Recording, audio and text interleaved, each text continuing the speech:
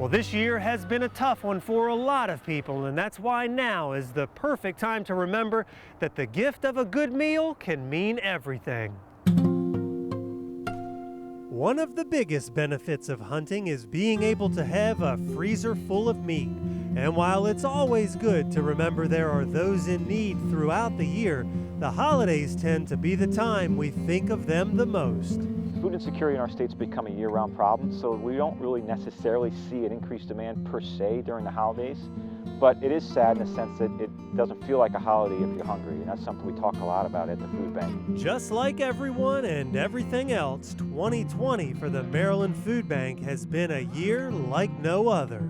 We're seeing nearly 60–65% increase in the amount of distribution we've had year over year. And frankly, if we could probably get even higher if we were able to get even more food out here. So we're buying as much food as we possibly can get our hands on. We spent nearly $19 million across the organization in a time we would have normally spent about $4.5. Thankfully, there's a way for hunters to directly help those who need it most. It's very rewarding to be able to source this high quality protein and get it to those in need. It's called Farmers and Hunters Feeding the Hungry, a program that pays local butcher shops to process donated deer and livestock for food banks and other feeding ministries. Protein is one of the most needed items at the Maryland Food Bank. So when you're looking at trying to feed hungry folks and wanting to try to promote health, venison is very healthy, nutritious, lean. So it's a very good item to get out to those in need. It's very beneficial with protein being the number one needed item. Amy Cawley is the Midshore Coordinator for FHFH, and she brought nearly 400 pounds of venison from a processor in Denton to the Maryland Food Bank.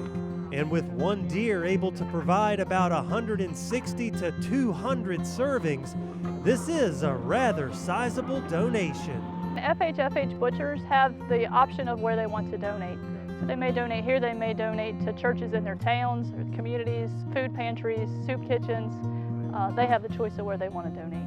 And for those hunters that are willing to donate a harvested deer? So let's say you go out tomorrow and you shoot a deer. You could go to our website, fhfh.org, click on Find a Participating Butcher in Maryland. You could take the deer there. If you have the financial ability to pay the processing bill, you can do that and donate it. Have them donate it to whoever they want to donate it to. Just be sure to ask the participating butcher if they have any tags left from FHFH for processing. If they don't, you can still donate the deer after paying the processing cost and then get a tax credit for your donation. I think one of the two biggest challenges I've had as a volunteer coordinator for FHFH is the lack of butchers across the Midshore and the lack of funding. And just like with any nonprofit, funding is a problem. So if anybody wants to donate, we'd gladly take donations. It costs about $60 to $65 to process a deer. Yeah, it's been a year like none other. I mean, we've been around for 40 years, and we've always say that we're built for crises like this, but this is certainly one that's exceeded anybody's expectations, and it's been crazy. The amount of volume we've seen, the amount of need we've seen, we're nearly double in distribution across the state, and the need is, and that need continues to grow month over month. While there may be a shortage of funding and processors, there isn't a shortage of deer or neighbors who may be hungry. So let's do what we can, not just during the holiday season, but throughout the year, to be there for those in need.